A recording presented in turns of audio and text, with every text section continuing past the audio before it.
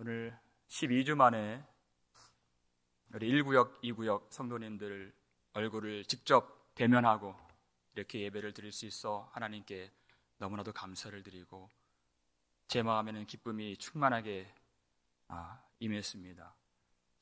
우리가 하나님께서 점점 우리를 이 회복의 단계로 이끌어 주시는 가운데 잠시 중단했던 빌립보서 강해를 이어가는 게 좋겠다 마음을 주셔서 오늘부터는 이 빌립보서 마지막 부분을 계속해서 설교하도록 하겠습니다.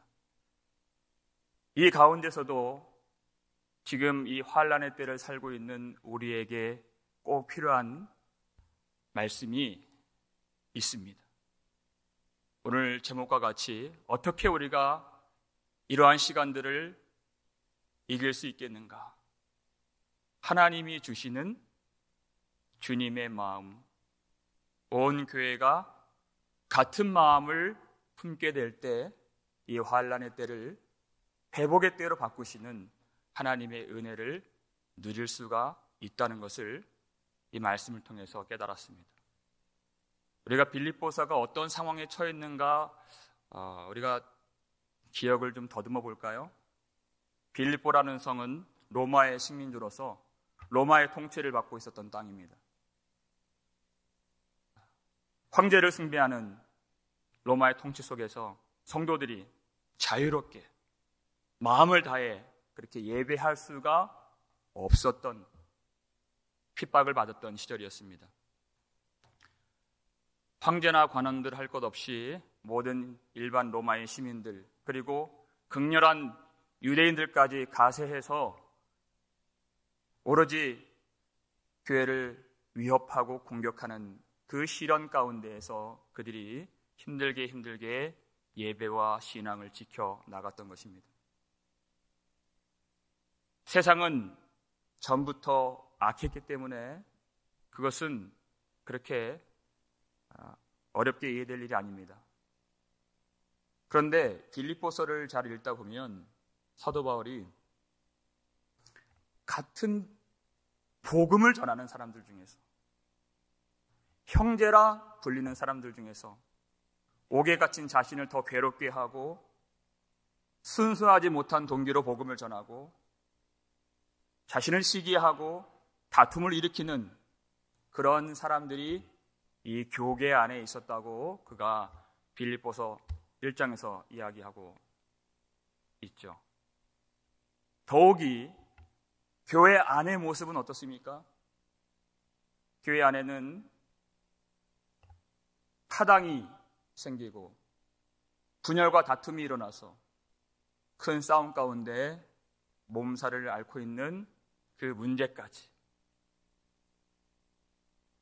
내부적으로는 핍박이 있고 또 교계 안에서도 그리고 교회 안에서도 다툼이 일어나는 이 어려운 상황 가운데에서 사도 바울이 교인들을 사랑하는 마음으로 이 편지를 썼던 것입니다. 그때 이 문제를 바울이 어떻게 해결하려고 했는가? 오늘 본문 4장 2절을 함께 읽겠습니다. 내가 유오디아를 권하고 순두계를 권하노니 주 안에서 같은 마음을 품으라. 이렇게 얘기했습니다. 유오디아와 순두계에게 아주 굵직한 교회의 두 리더인 그리고 큰 갈등과 다툼을 일으킨 이 여인들에게 권면하고 있는 것입니다. 어느 누구를 더 무겁다고 여기질 않고 어느 누구를 더 가볍게 여기질 않고 공정하게 똑같은 어조로 유오디아를 권하고 순두계를 권한다고 그렇게 이야기한 것입니다. 누가 먼저 이 싸움을 시작했는가? 그것을 따지지 않았습니다. 누가 더 큰 책임이 있고 누가 더 잘못을 했는가? 그 잘못을 따지지 않았습니다. 이들에게 필요했던 것은 같은 마음을 품는 것만이 이 모든 갈등과 다툼에서 벗어날 수 있는 길이라는 것입니다. 여러분, 왜 교회 안에서 갈등과 다툼이 일어날까요? 여러분, 이 유오디아와 순두계는 교회에서 아주 유명한, 그리고 열심으로 주를 섬기고 복음을 전했던, 복음 전하는 데 힘썼던 그런 리더들이었습니다. 하나님이 우리에게 은혜를 주시면 너무나도 당연히 그리고 자연스럽게 우리 안에 열심이 생기게 됩니다. 반드시 그리해야 합니다. 부지런하여 게으르지 말고 열심을 품고 주를 섬기라고 주님이 명령하셨습니다. 하나님의 은혜는 우리를 게으르게 만들지 않는다는 것입니다. 열심을 품고 주를 섬기는 것이 마땅하나, 하지만 그 속에 있는 위험성을 우리는 경계해야 된다는 것입니다. 그 열심 안에는 독소가 있습니다. 죄와 열심이 만났을 때 교회를 어지럽히는 그런 독이 있는 것입니다. 여러분, 주의 일을 열심히 감당하다 보면 점점 어떤 생각으로 옮아갈 수 있느냐면 내가 옳다는 생각에 빠지게 됩니다. 나의 생각이, 나의 방법이, 나의 주장이, 내 경험이 맞다라는 생각이 듭니다. 그때가 위험한 것입니다.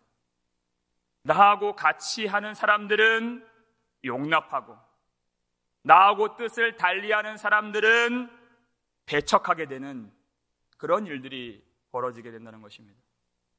점점 내 자아가 중심이 서길 원하고, 그 열심이 그 사람을 강한 사람 되게 만듭니다. 여기서 강하다는 의미는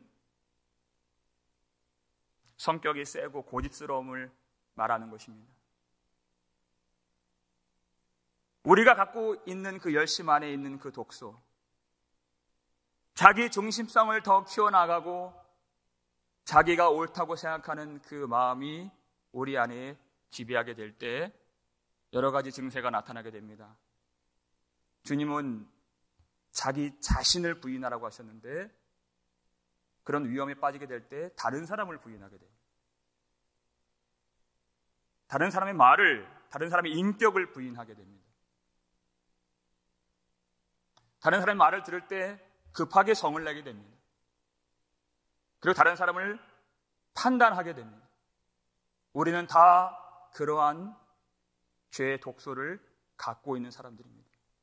사도 바울이 그렇게 얘기를 했습니다. 고린도 교회를 향해서 참 어린아이 같은 신앙이다. 이것은 좋은 의미로서의 어린아이가 아니라 성숙되지 못한 사람들이다, 이렇게 얘기를 한 것입니다.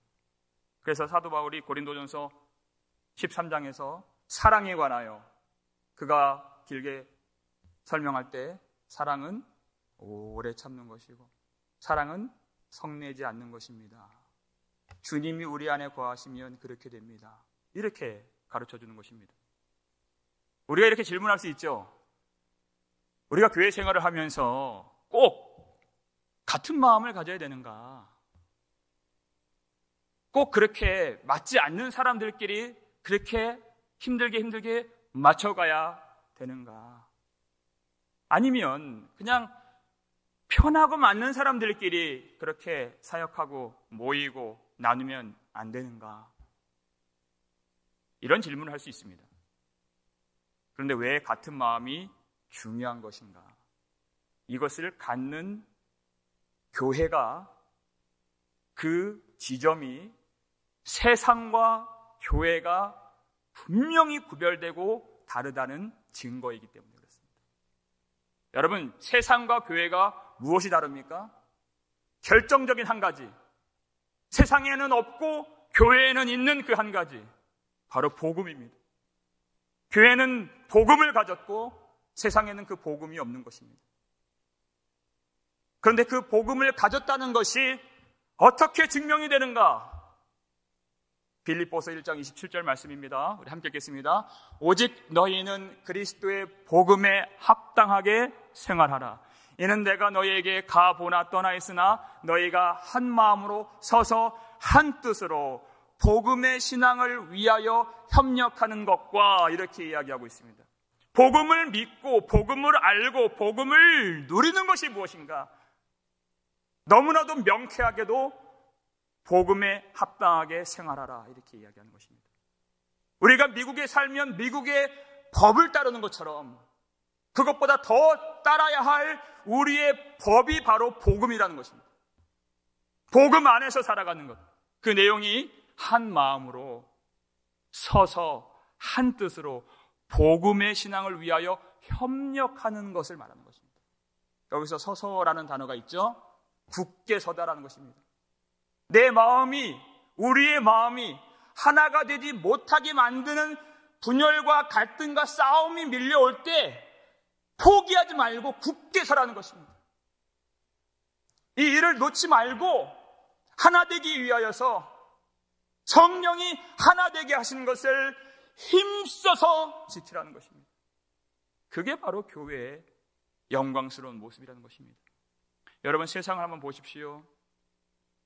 세상의 그 모든 가치, 사상, 어떠한 철학, 어떠한 훌륭한 지도자, 사회 정의, 사회 구조, 어떤 시스템도 이 사회를 하나 되게 만들지 못합니다. 얼마나 여러분 이 문화와 이 세상이 발전하고 있습니까?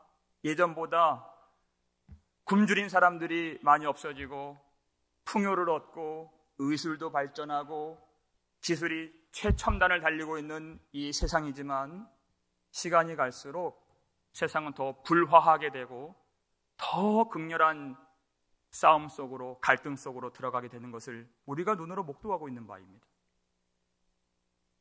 여러분 은혜 가운데 있어서 잘 모를 수 있겠지만 세상은 정말 큰 싸움들 속에 있습니다. 계층 간의 갈등 말할 수가 없습니다.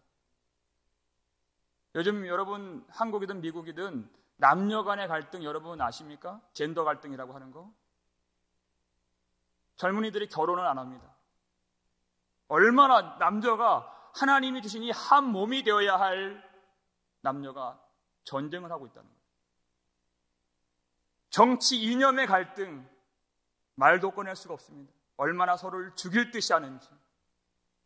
이 세상이 발전하면 발전할수록 더 불화하게 되는 그 세상. 그런데 교회가 이 세상을 닮아갈 때 나타나는 증상이 바로 다툼이요, 불화요, 갈등이라는 것입니다. 교회가 교회되지 못하고 오히려 세상처럼 세속화가 될 때 같은 마음을 포기하고 같은 뜻을 버리고 자기 옳음을 주장하며 자기 중심성을 갖고 살아가는 이 교회를 향해서 사도 바울이 빌립보서 1장부터 지금까지 계속해서 말하는 바가 무엇입니까? 우리 구주 예수 그리스도를 바라보자는 것입니다. 교회에는 복음이 있다는 것입니다. 교회에는 예수님이 머리가 되신 복음이 있다는 것입니다.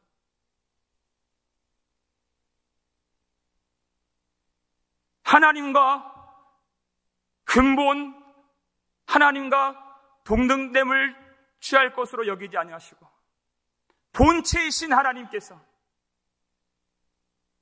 낮아지시고 하나님의 뜻에 복종하기 위하여서 죽기까지 십자가에서 죽으신 예수 그리스도의 복음이 교회 안에 있기 때문에 예수를 믿는다는 것은 바로 빌립보서 2장 5절의 말씀처럼 예수의 마음을 갖는 것입니다. 함께 읽겠습니다.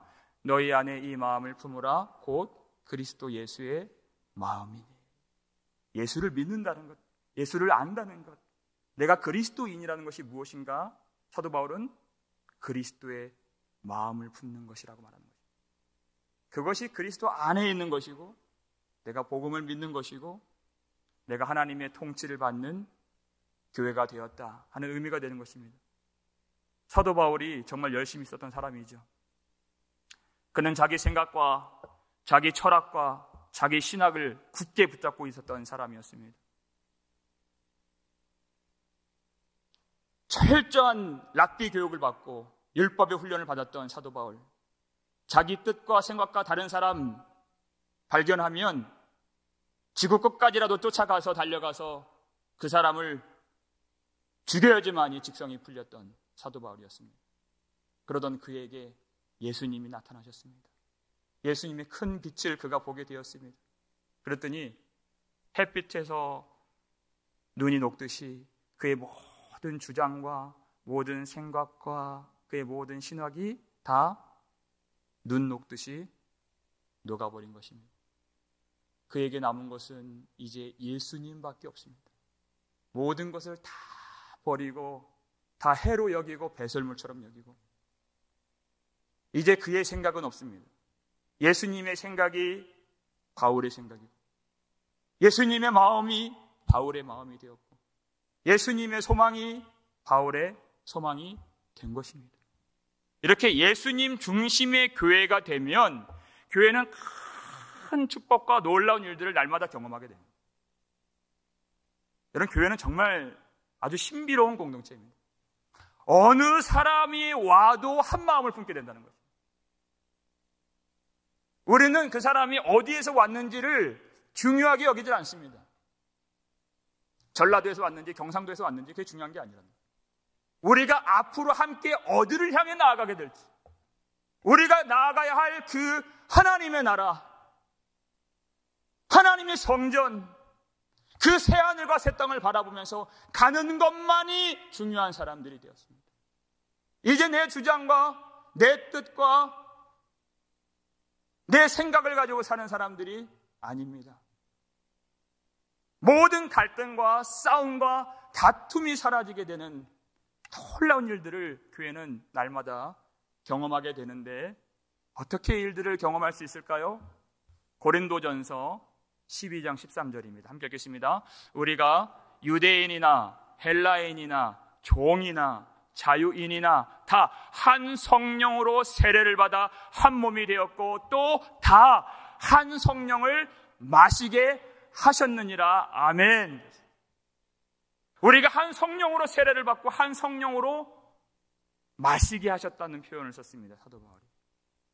여러분, 성령을 받았다, 성령으로 충만하다 이런 표현이 아니라 성령을 마시게 하셨다라는 표현을 한번 생각해 보십시오. 왜 이런 표현을 썼을까요?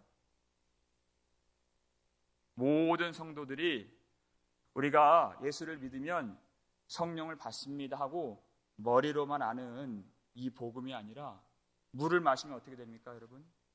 몸속에 물이 타들어가고 흡수가 되는 것처럼 성령을 온 교회가 경험했다는 거예요. 성령을 체험했다는 것입니다. 그래서 마셨다는 표현을 쓰는 것입니다. 이게 바로 교회라는 것입니다.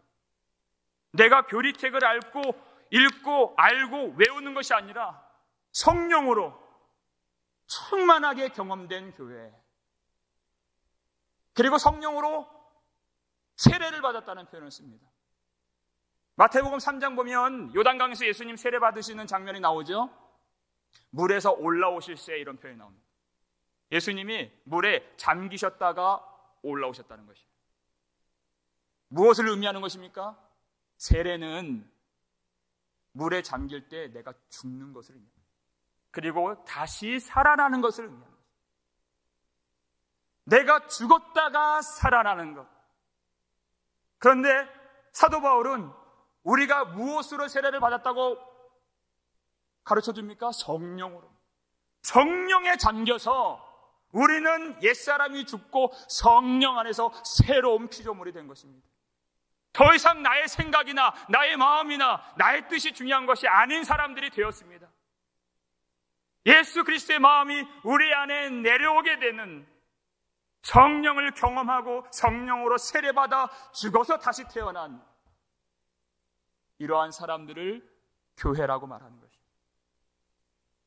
예수 처음 믿을 때만 성령을 경험한 것이 아니라 술 취하지 말라 이는 방탕한 것이니 오직 성령의 충만함을 받으라. 하루하루 날마다 순간마다 성령으로 충만한 교회가 되어야지만이 같은 생각, 같은 사랑, 같은 마음 안에서 복음의 신앙을 위하여 협력할 수 있는 참된 교회의 특권을 누릴 수 있게 된다는 것입니다. 그런 교회에게 사도 바울이 부탁하고 있습니다.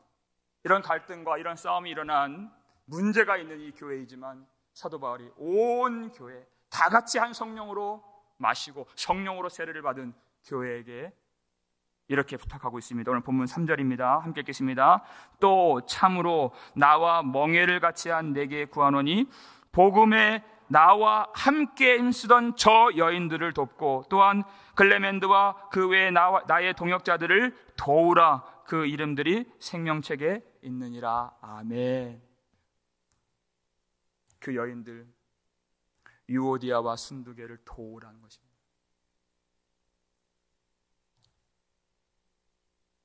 그 교회의 기둥 같은 리더들, 열정은 있지만 조금 연약하여서 합력하지 못하는 이 여인들을 온 교회가 도우라는 것입니다. 여러분, 사도 바울이 이 말을 할 때 사도 바울이 이 여인들을 아주 크게 신뢰하고 있었다는 사실이 여기에 들어가 있습니다. 여러분 한번 상상해 보시죠. 현대 교회에서 이런 일이 벌어졌다면 교회에 다 알만한 다툼이 일어났습니다. 그런데 사도 바울이 실명을 거론했어요. 좋은 일이 아닌데도 불구하고 이 갈등의 문제를 그 사람 이름을 지목하면서 실명을 거론했을 때 현대 교회에서는 어떤 일이 벌어지겠습니까? 사도 바울이 그 위험성을 몰라서 이렇게 한 것이 아닙니다. 아마 많은 교회들 가운데 더 큰 분란이 일어날 수가 있는 소지가 있고 소위 우리가 말하는 상처받는 일들, 그런 일들, 시험 드는 일들 일어날 수가 있습니다. 그런데 사도 바울이 왜 이렇게 했는가? 첫 번째, 이 문제는 빨리 뿌리 뽑지 않으면 온 교회가 다 썩고 곪고 병들어 버리게 되는 아주 시급하고 중대한 문제라는 것입니다. 그리고 그보다 더 큰 이렇게 한 이유가 있습니다.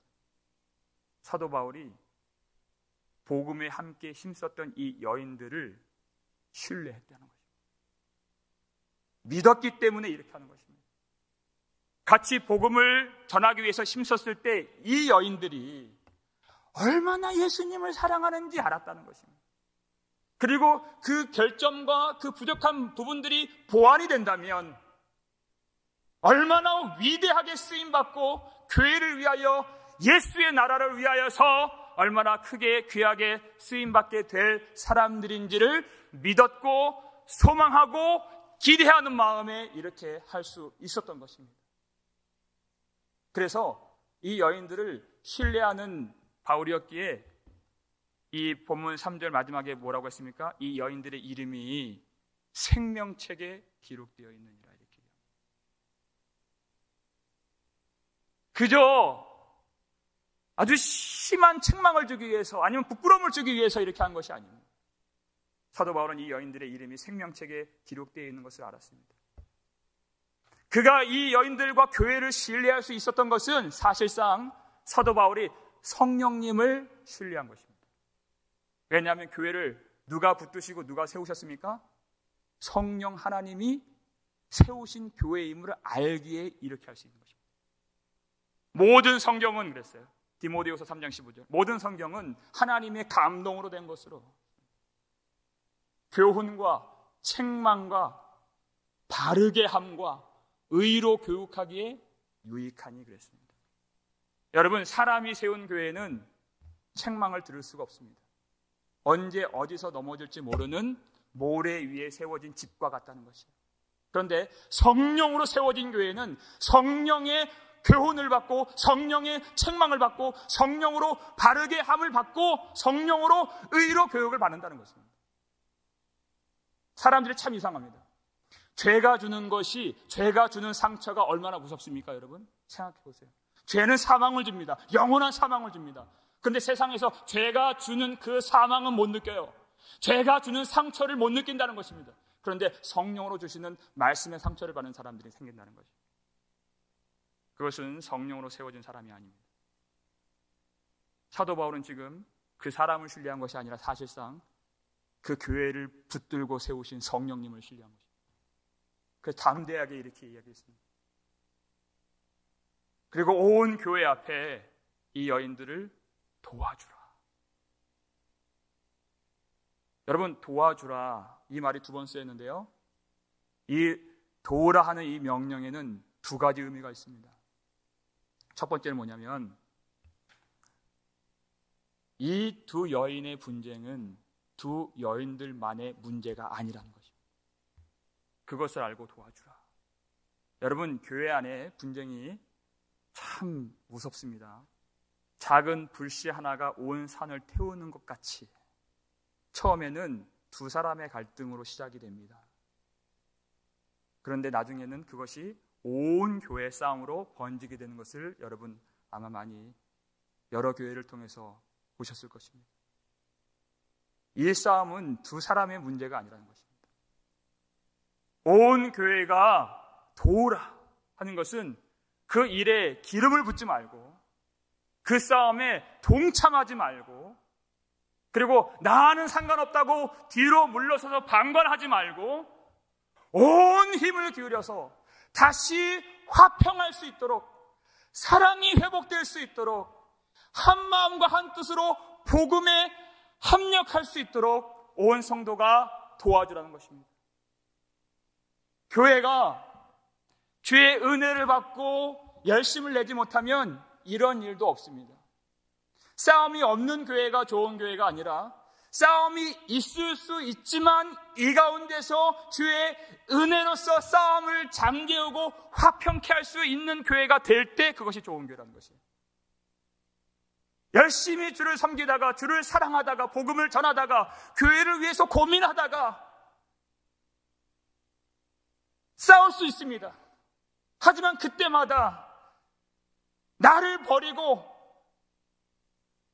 죽기까지 복종하신 예수 그리스도의 마음을 받아서 교회의 머리가 되신 예수님을 따라가면서 나를 부정하고 나는 날마다 죽노라 고백하면서 그렇게 화평하길 힘쓰고, 저 사람들의 갈등과 싸움이 나의 연약함이요, 나의 부족함이요, 나의 기도 없음이요, 나의 아픔이요, 나의 약점인 것을 깨닫고 함께 합력하기를 도우라, 힘쓰라. 이것이 한 몸 된 교회의 모습이라는 것입니다. 그리고 두 번째, 도우라는 의미가 무엇이겠습니까? 오늘 본문 3절에 보니까 이 여인들을 이렇게 얘기합니다. 이 여인들은 복음에 나와 함께 힘쓰던 저 여인들이라고 했어요. 이 여인들은 대충대충 인생을 살았던 사람들이 아닙니다. 오로지 예수 그리스도의 복음을 증거하기 위해서 힘을 다 했던 이 여인들, 사람들이 봤을 때 참 우러러볼 수 있는 아주 굵직한 교회 중직들이었고 리더들이었습니다. 근데 보세요, 여러분, 이 힘쓰던 이 여인들, 복음 증거한 일에 힘을 썼기 때문에 본인들이 또 힘쓰지 못한 부분이 있음을 교회가 알아주라 하는 것이에요. 오로지 주를 위해서 힘을 썼기 때문에 연약한 그늘이 있다는 것을 여러분들이 이해해 주라 하는 것입니다.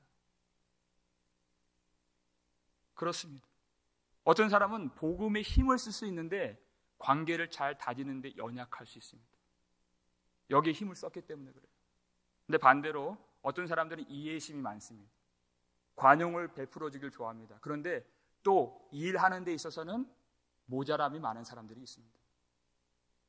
어떤 사람은 정서적인 일에 강하고, 어떤 사람은 지식적인 일에 강하고, 어떤 사람은 액션을 하는 데 강하고, 또 다른 사람들은 그 일들을 뒷수습하는 길 잘하는 사람들이 있어요.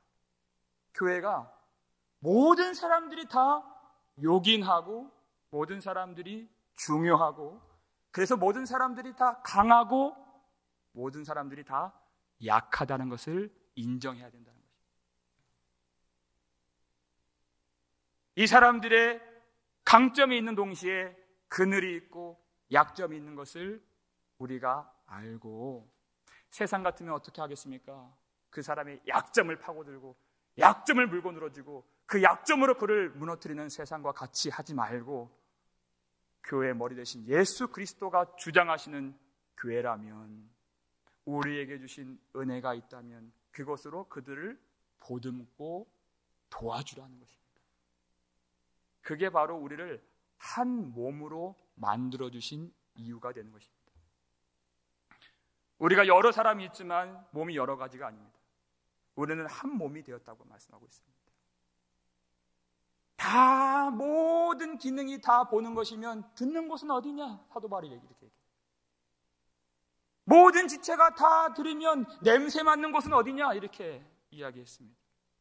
사람들이 각자 갖고 있는 강점이 있는 동시에, 힘쓰는 부분이 있는 동시에 힘 못 쓰는 부분이 있는 것을 알고, 내가 할 수 있는, 내가 받은 은혜, 내게 주신 은사, 내가 누리는 그 하나님의 사랑을 그에게 덮어주고 보듬고 도와줄 수 있는, 그래서 그 약점을 내가 받은 은혜로 보완할 수 있는 교회가 되라 하는 것입니다.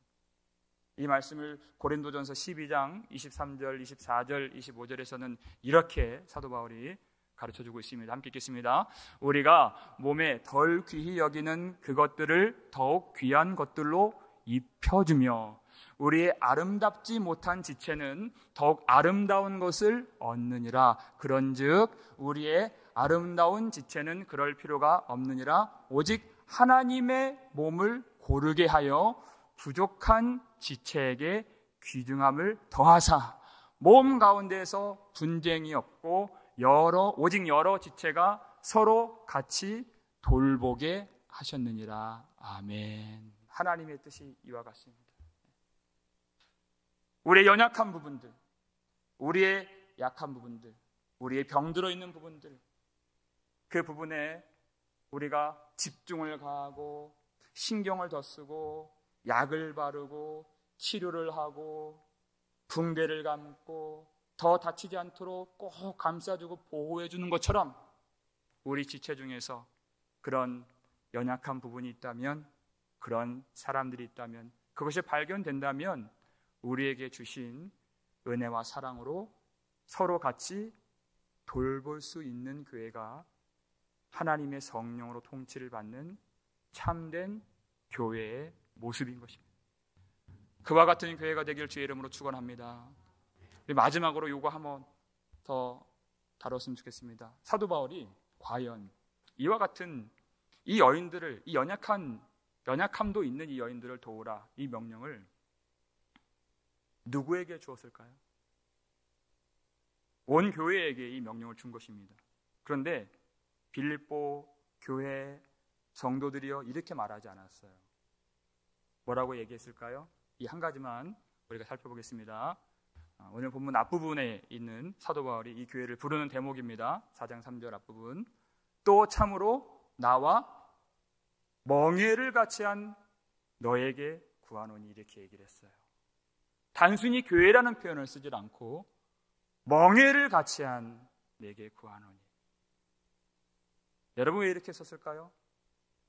여러분 멍에라 이렇게 생각하면 좋은 이미지가 떠올리십니까? 아니면 조금 좋지 않은 이미지가 떠올리십니까? 멍에는 아주 무거운 것입니다. 소나 말이 쟁기나 수레를 끌 때 소 두 마리를 결이라고 하죠. 한 결이로, 쌍으로, 결이로 끌게 할 때 그 수레를 묶어주는 아주 무거운, 그래서 소가 제 마음대로 가지 못하도록 하는 그 무거운 기구를 멍에라고 하는 것입니다. 우리가 전에는 죄의 멍에를 지고 갔던 사람들, 고통의 멍에를 지고 갔던 사람들, 무거운 율법의 짐의 무게를 지고 죽음을 향해서 나아갔던 우리들이었습니다. 그리고 예수님을 만나서 그 모든 고통과 죄의 무게, 그 모든 멍에를 주님이 끌어주시고 풀어주셨습니다. 그렇다면 우리에게 멍에가 없을까요? 그렇지 않습니다. 우리에게 새로운 멍에를 주님이 주셨습니다. 그것은 주님의 멍에입니다. 우리가 율법의 무거운 짐을 지고 갈 때에는 우리 힘으로 가다가 쓰러지고 우리 힘으로 가다가 넘어졌던 우리였지만, 주님의 멍에는 주님이 끌고 가시고 우리를 그 속에 초청해 주시는 교회가 되는 멍에, 성령의 띠로 하나가 되게 우리를 묶어주시는 그 은혜의 사슬을 주님의 멍에라고 하는 것입니다. 주님은 이 멍에를 메고 내게서 배우라, 이렇게 말씀하셨습니다. 그 말씀 한번 읽어볼까요? 마태복음 11장 29절 함께 읽겠습니다. 나는 마음이 온유하고 겸손하니 나의 멍에를 메고 내게 배우라. 그리하면 너희 마음이 쉼을 얻으리니. 그랬습니다. 이 멍에는 우리가 끊임없이 메고 매길 배워야 하는 멍에인 것입니다.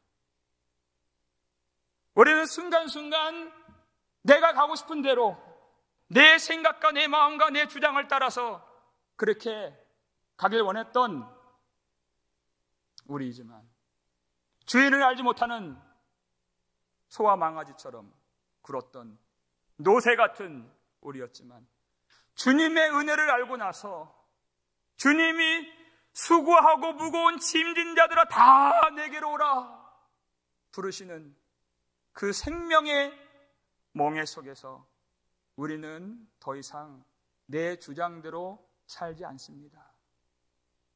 내 생각대로 살 수 없습니다. 왜냐하면 우리는 주님의 멍에를 메고 가는 사람들이기 때문에 그렇습니다. 주님이 이끌어 주시고 주님이 함께 해주셔서 그 전에는 쓰러져서 할 수 없는 그 모든 일들을 주님의 성취로 우리가 영광을 누리게 되고, 주님의 인도하심으로, 주님의 이끌어 주심으로 주의 길을 걸어갈 수 있게 된 그 주님의 멍에를 메고 배우라. 주님이 성령의 띠로 하나 되게 하신 이 교회 안에서 항상 화평하고 하나가 되길 힘쓰고 사랑이 회복되도록 복음의 신앙에 협력하도록 그렇게 굳게 서라. 이것을 배우라는 것입니다. 자기 마음대로 자기 뜻대로 그렇게 벗어나지 말고 주님의 멍에를 메고, 멍에라는 이 표현을 썼을 때에는 우리에게 남겨진 고통과 환난이 있다는 얘기입니다. 우리를 주님의 멍에를 메게 해 주시기 위해서 주님은 우리에게 환난을 허락해 주신다는 것입니다. 전에는 내 생각대로 살길 원했던 우리이지만, 여러분 잠깐 우리가 딱 11주, 12주 이렇게 예배를 같이 못 드리는 이 상황 가운데에서 여러분 우리의 마음이 어떻게 되었나요? 제가 전화를 걸어보고 만나서 이야기를 하면 모든 분들이 똑같은 마음으로 똑같은 말씀을 하세요. 우리 교인분들 아프신 분들 없으시죠? 기도하고 있습니다. 그런 분들 없기를 바랍니다. 항상 빨리 우리 성도들 만나서 교회 안에서 함께 예배드리길 원합니다. 하나님께서 이 일들을 통해서 우리에게 회개를 회복시켜 주시고 하나님의 뜻을 이루실 줄을 믿습니다. 한 번도 빠짐없이 그 얘기하세요. 이 환난 가운데 우리의 마음을 조금씩 예수님의 마음, 예수님의 생각, 예수님의 소망으로 우리를 이끌어가 주시는 그 뜻을 위해서 우리에게 환난이 남겨져 있는 것입니다. 우리 인생이 앞으로 탄탄대로를 걷고 어떤 고통도 어떤 외로움도 어떤 상실도 겪지 않는다면 주님은 멍에라는 표현을 쓰지 않으셨을 것입니다. 우리는 이 바이러스 사태가 언제 끝날지도 모르고 개인적으로 이 모든 가난과 싸워야 하고 질병과 싸워야 하고 모든 어려움들과 싸워야 하는 이 상황들이 언제 끝날지 장담할 수 없습니다.